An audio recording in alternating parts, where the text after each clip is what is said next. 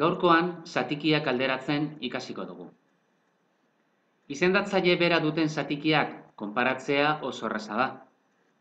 Esaterako, 7 bosten, 4 bosten eta 11 bosten handienetik txikienera ordenatzeko, zenbakitzaileari soilik erreparatuko diogu. Horrela ba, 11 bosten handiena izango da. Ondoren, 7 bosten etorriko da, eta txikiena 4 bosten izango da. Baina, izendatzaile desberdina duten kasuetan, zatikiak izendatzaile komunera laburtu beharko ditugu. Hori azaltzeko adibide bat jarriko dugu. 2 eren, 4 amaseiren, eta 7 amabiren. Kasu honetan, 3 izendatzaileak desberdinak dira. Beraz, izendatzaile komunera laburtu beharko ditugu. Horretarako, minimo komunetako txikiena kalkulatu beharko dugu. 3, 16 eta 12.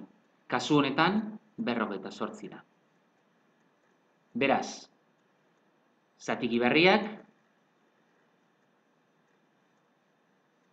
hauek izango lirateke. Zenbakitzailea kalkulatzeko, 48 zati 3 16 bider 2, 32. 48 zati 16 3 bider 4, 12. Eta 48 zati 12, 4 bider 7, 28. Orain bai, izendatzaile komuna daukatenez, zenbakitzaileari begiratuta konparatu ditzakegu. Handiena lehenengo hau da. Beraz, 2 eren da zatikirik handiena. Ondoren, beste hau dator, hau da, 7 amabiren. Eta txikiena, hemengo hau da, 4 amaseiren. Ordenatuko alzenituzke handienetik txikienera ondorengo zatiki hauek. 2 zazpiren, 4 bederatziren,